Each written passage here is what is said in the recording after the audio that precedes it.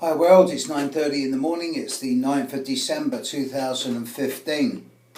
I was right on the curve yesterday with my statement about Donald Trump's horoscope. It seems that his rhetoric has grabbed the world by storm, especially in this country, where he said that a lot of London police officers are in fear of their lives because there's ghettos where they dare not tread because of Muslim extremism. And it's like, well, I go to London regularly and I don't know this.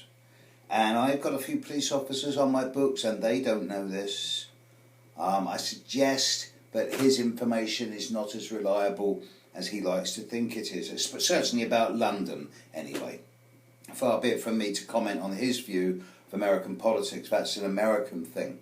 But it's created a turmoil, a furore, and it's going to be fascinating. And of course, the American election isn't for another year yet. So I don't really understand why everyone's getting so het up. Chances of Trump landing the Republican nomination at this time, in my opinion, astrologically speaking, are about 10 to 15% and going down by the day, even though he's way ahead in the polls. But the damage he's done to the Republican Party is just, well, irreparable.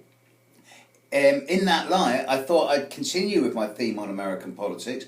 I would just mention, before I do that, today it is a void moon all day. The moon is in late Scorpio as I speak, and it will stay in Scorpio, being void until about 10:25 UK time tonight, another 13 hours.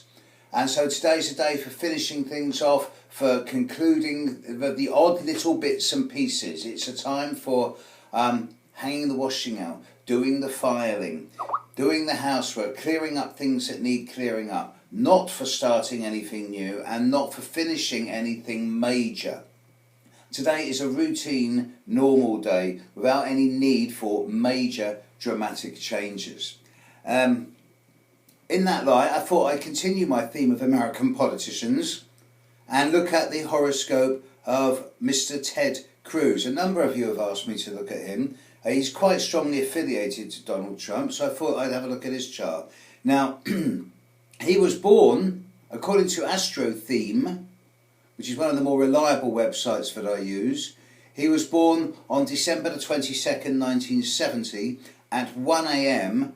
in Calgary, in Alberta, in Canada, which kind of makes me think, how come he's running for president of the USA if he's actually a Canadian? But then, who can say?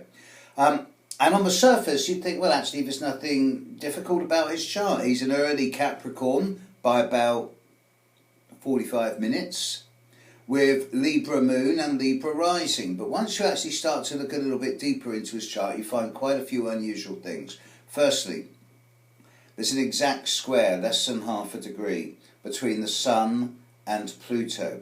Pluto in the 12th house, suggesting that he's no stranger to the more dark side of life. And I don't mean negative, I mean dark. Darkness is just the absence of light.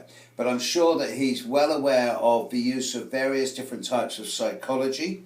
I'm sure that he's potentially very coercive. That on the negative side, Sun square Pluto people can be manipulative, underhand, subversive, obsessive, compulsive, intense and extreme. On the neutral side, this can bring elimination, ruthlessness, purging, detoxing, cleansing, purifying. And on the positive side, it can bring transformation, rebirth, regeneration, metamorphosis and phoenix rising from the ashes. But with the Sun square Pluto in his chart, and I don't know, Saturn yet to hit his Sun in a couple of years' time, I can't really see him as being fully in control of his own psychological workings. I don't think he's fully aware of them. Add to this that he's got Venus, Mars, and Jupiter all in Scorpio. So if all these three planets in Scorpio, incidentally, Venus and Mars opposite Saturn in Taurus, in his 8th house, Scorpio house, and the Sun square Pluto, the ruler of Scorpio, this guy's a Scorpio in Capricorn clothing. He also has a Moon-Uranus conjunction, which is often associated with people who have an unusual relationship with time, who are precognitive, who have the element to be 10 seconds ahead or 10 seconds behind. But also Moon-Uranus conjunction is common in the charts of people who don't really emotionally feel the same way as most others. They can be very empathic and intuitive, very sensitive and receptive, and or cold, ruthless, impersonal.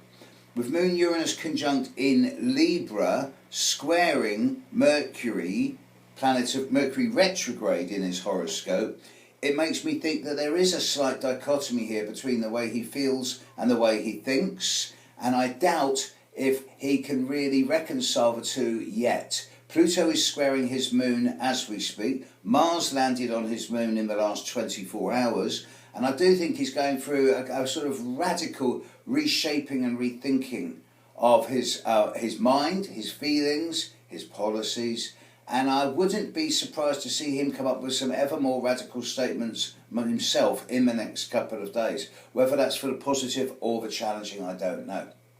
But with Pluto squaring his moon over the coming year, I don't think he's in an objective, rational, impersonal enough position to be able to be absolutely clear about A, what he wants, and B, who he is. And with the Sun square Pluto in his chart, with lots of planets in Scorpio, and with Saturn in the 8th Scorpionic house, I do think he's a little bit concerned, not to the point of obsession, but concerned, certainly, around issues to do with power and control.